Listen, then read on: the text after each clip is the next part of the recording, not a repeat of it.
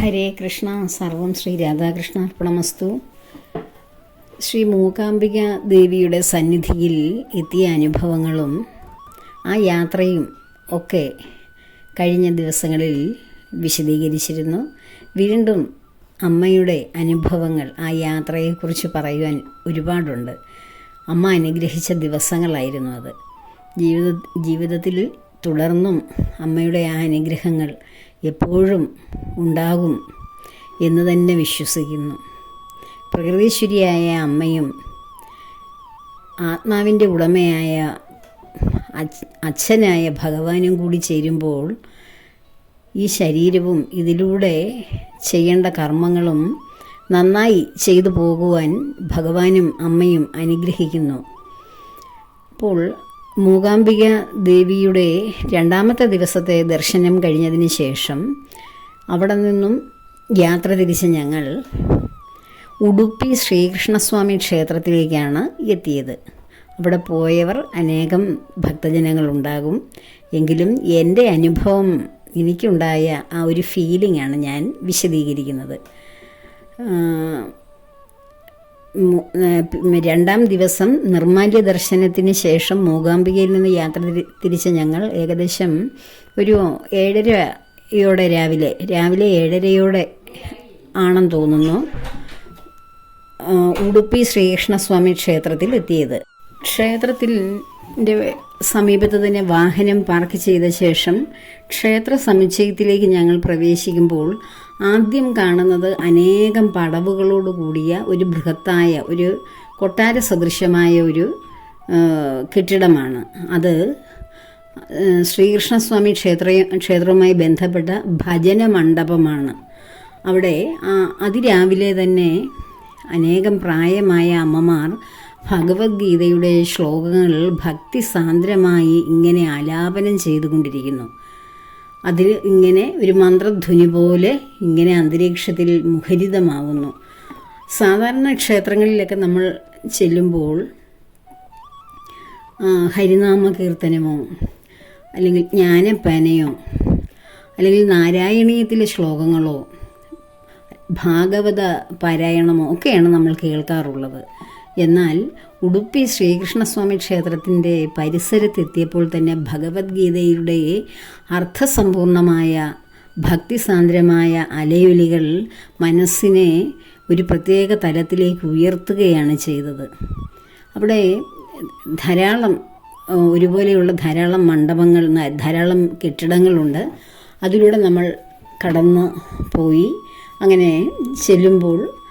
കടന്നു ചെല്ലുമ്പോൾ ഒരുപാട് നിൽക്കേണ്ട ഒരവസ്ഥ വന്നില്ല. എങ്കിലും നല്ല ക്യൂ തന്നെയുണ്ട്, നല്ല തിരക്ക് തന്നെയുണ്ട്. ഒരുപാട് നേരം മൂകാംബികയിലേക്ക് ദർശനം എടുക്കുവാൻ നിൽക്കുന്നത് പോലെ ഒരുപാട് സമയം നിൽക്കേണ്ടി വന്നില്ല.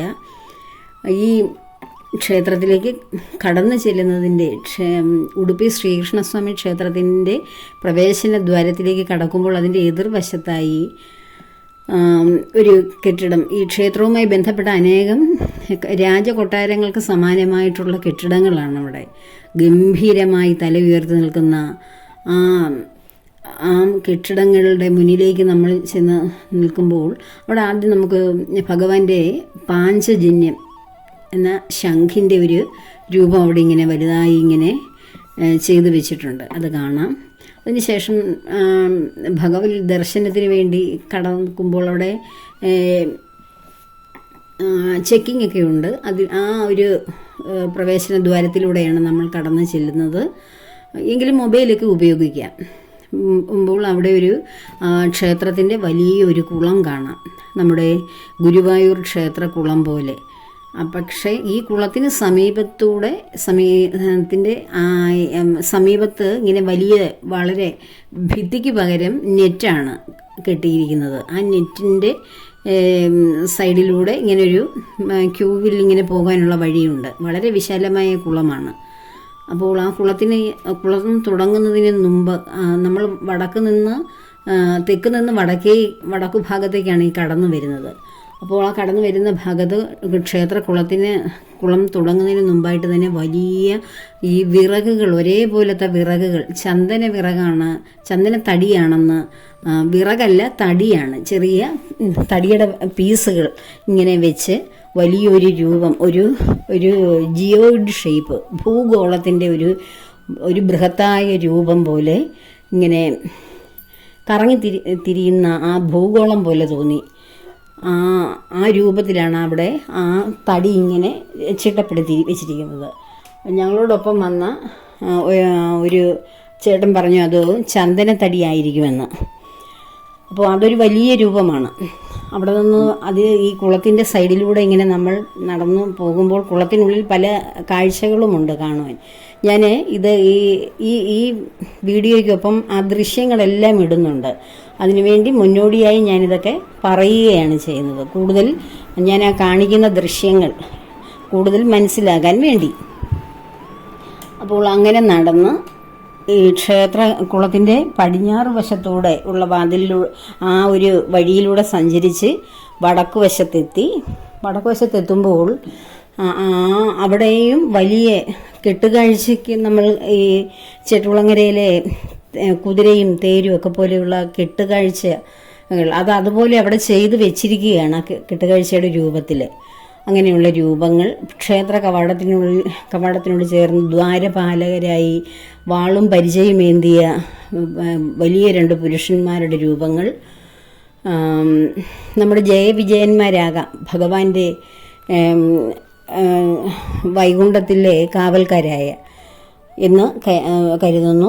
അങ്ങനെ നമ്മളിങ്ങനെ ആ കുളത്തിൻ്റെ പടിഞ്ഞാറ് ഭാഗത്തൂടെയുള്ള വഴിയിലൂടെ സഞ്ചരിച്ച് ആ കുളത്തെ പ്രദക്ഷിണം വെച്ച് കിഴക്ക് ഭാഗത്തെത്തി വീണ്ടും ഈ കുളത്തിൻ്റെ കിഴക്കേ സൈഡിലൂടെയാണ് തെക്കോട്ടാണ് നമ്മളിങ്ങനെ സഞ്ചരിക്കുന്നത്. അങ്ങനെ സഞ്ചരിച്ച് ചെല്ലുമ്പോൾ നമ്മൾ വന്ന വഴിയിൽ നിന്നും ഒത്തിരി കടന്നു വന്ന വഴിയിലേക്ക് തന്നെ ആ ഭാഗത്തേക്ക് തന്നെയാണ് അനേകം നേരം സഞ്ചരിച്ച് യാത്രയാകുന്നത്. അവിടെ ചെല്ലുമ്പോൾ നമ്മൾ അവിടെ ക്ഷേത്രവാതിൽക്കൽ കവാടത്തിൽ ഇങ്ങനെ നിൽക്കുന്നു. പിന്നീട് പതുക്കെയുള്ള പ്രയാണമാണ്, ക്യൂ. അതുവരെയും നമ്മുടെ സൗകര്യമനുസരിച്ച് കാഴ്ചകൾ കണ്ട് കുളത്തിലെ ദൃശ്യങ്ങളും പരിസര പ്രദേശങ്ങളും ഒക്കെ കണ്ട് നമുക്ക് വീഡിയോയോ ഫോട്ടോയൊക്കെ എടുത്തെടുത്ത് വരാമെങ്കിലും ആ ദർശന ഭാഗത്ത്, അതും ഭഗവാന്റെ ദർശന ഭാഗമല്ല, ക്ഷേത്ര സമുച്ചയത്തിനുള്ളിലേക്ക് കടന്നു വരുന്ന ഒരു ഭാഗമാണ്. അവിടെ വരുമ്പോൾ നമ്മൾ വളരെ സ്റ്റോപ്പ് ചെയ്ത് അവിടെ നിർത്തി കുറേശ്ശെ ആൾക്കാരെ മാത്രമേ അകത്തേക്ക് കടത്തി വിടുകയുള്ളൂ. അവിടെയും അനേകം കൊത്തുപണികളും ഭഗവാനുമായി ബന്ധപ്പെട്ട ഒത്തിരി കാര്യങ്ങളും അവിടെ ഇങ്ങനെ ചിത്രീകരിച്ചിട്ടുണ്ട്.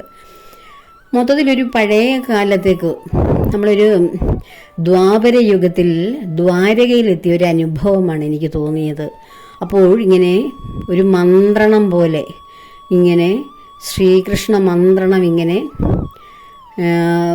അന്തരീക്ഷത്തിൽ മുഴങ്ങുന്നുണ്ട്.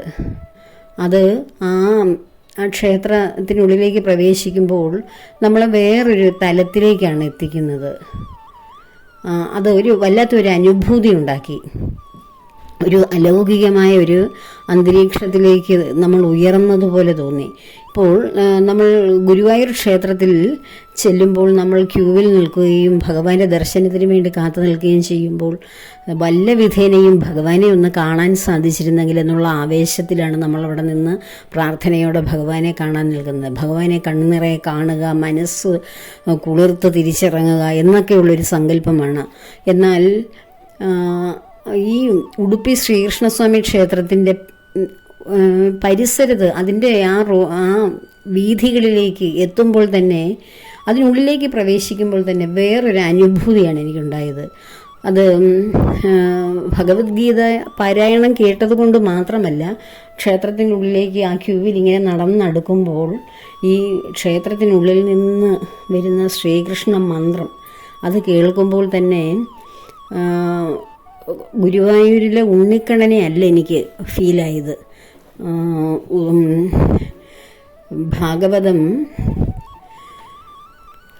ഏകാദശ സ്കന്ധത്തിൽ ഉദ്ധവർക്ക് ജ്ഞാനം ഉപദേശിക്കുന്ന, ഉദ്ധവരുടെ സംശയങ്ങൾക്ക് ആ ചോദ്യങ്ങൾക്ക് നിവാരണം നടത്തുന്ന സർവജ്ഞപീഠം കയറിയ സർവ പ്രപഞ്ചത്തിന് ആധാരമായ അഖിലാണ്ടങ്ങളുടെയും നാഥനായ ആ ഭഗവാൻ ഇങ്ങനെ വിരാജിക്കുന്ന ആ ഭഗവാന്റെ ഒരു സാന്നിധ്യം പോലെ എനിക്ക് തോന്നി. ഭഗവാൻ സ്വധാമത്തിലേക്ക് കടക്കുന്നതിന് മുമ്പ് ഉദ്ധവർക്ക് നൽകുന്ന ആ ഉപദേശവും ആ പരിപൂർണനായ ഭഗവാന്റെ ഒരു വല്ലാത്ത ഒരു ഫീലാണ് എനിക്ക് ഇപ്പോഴും. എനിക്ക് അത് തന്നെയാണ്, സംസാരിക്കുമ്പോഴും അതേ ഫീൽ തന്നെയാണ് എനിക്ക്.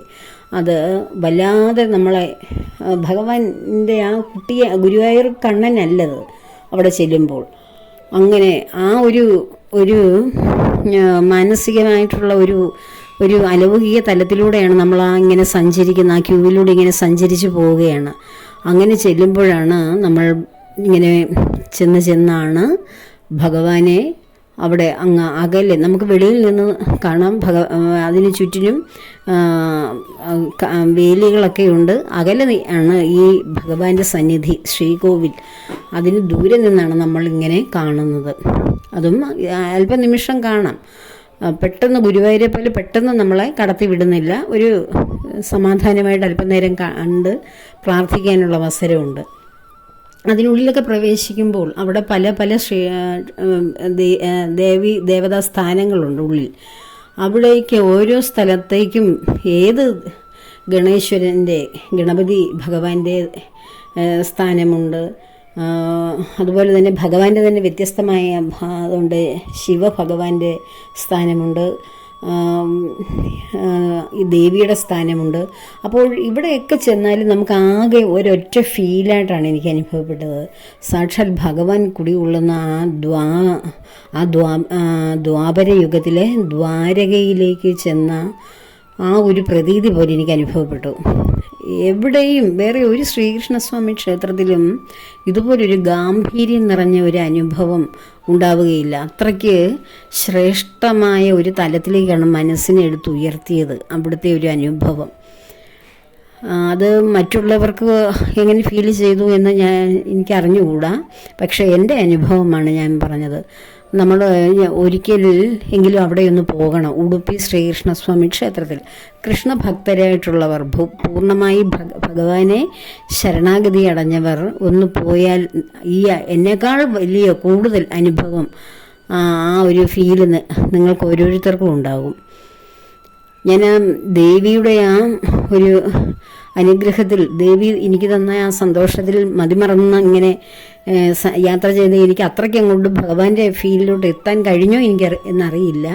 എങ്കിലും ആ ഭഗവാന്റെ ആ ഒരു സാന്നിധ്യം, അപാരമായ ഒരു സാന്നിധ്യം അനുഭവിക്കാൻ കഴിഞ്ഞു. ഭഗവത്ഗീതയൊക്കെ ഉപദേശിക്കുന്ന വേദാന്ത പൊരുളായ വേദാന്ത ഭഗവാൻ. നമ്മൾ ഒരു ഗാനത്തിലില്ല, വേദാന്ത സ്വരൂപനാം കണ്ണൻ്റെ നാദപ്രപഞ്ചമീ സന്നിധാനം, ഗീത ഗോവിന്ദം തിരതല്ലും പുണ്യാലയം നമ്മൾ പറയില്ലേ, പാടില്ലേ, അതുപോലെ എനിക്ക് അനുഭവപ്പെട്ടു. അപ്പോൾ ഉടുപ്പി ശ്രീകൃഷ്ണസ്വാമി ക്ഷേത്രത്തിൽ ഒന്ന് പോകാൻ അനുഗ്രഹം കിട്ടുന്നവർ പോവുക, സന്ദർശിക്കുക. ഭഗവാന്റെ ആ അലൗകികമായിട്ടുള്ള, ആ അത്ഭുതകരമായിട്ടുള്ള, അനിർവചനീയമായിട്ടുള്ള ആ ശക്തിവിശേഷം സ്വന്തം ഹൃദയത്തിൽ ഏറ്റുവാങ്ങി പരമഭാഗ്യമടയുക. ഞാൻ ഇതിനോടൊപ്പം അവിടെ സന്ദർശിച്ച വീഡിയോ ദൃശ്യങ്ങളും ഇടാം, കാണുക. ഭഗവാനെ സ്മരിക്കുക. ഭഗവാന്റെ പത്മപാദങ്ങളിൽ എനിക്ക് കിട്ടിയ അവസരങ്ങളെയെല്ലാം ഞാൻ നമിക്കുന്നു, ഭഗവാന്റെ മുന്നിൽ സമർപ്പിക്കുന്നു. എൻ്റേതായിട്ടൊന്നും ഇല്ലല്ലോ, എല്ലാം ഭഗവാനല്ലേ. ഭഗവാൻ എന്നെ എത്തിക്കുന്നു, അവിടെയൊക്കെ എത്തുന്നു, അത്രയേ ഉള്ളൂ. അപ്പോൾ എല്ലാം ഭഗവാന്റെ പത്മപാദങ്ങളിൽ സമർപ്പിക്കുന്നു. ലോകാ സമസ്ത സുഖിനോ ഭവന്തു.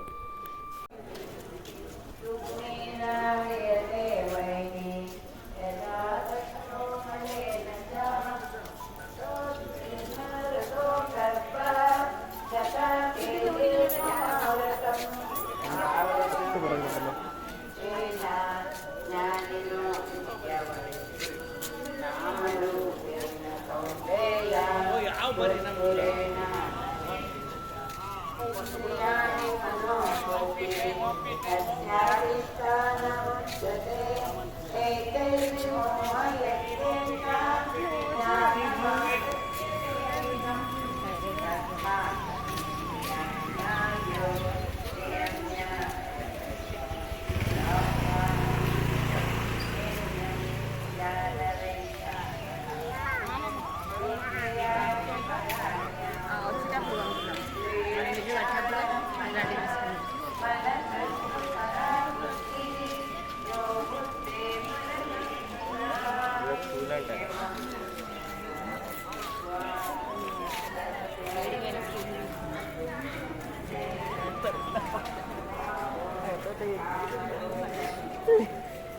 ഒരബദ്ധം പറ്റിയതല്ലേ.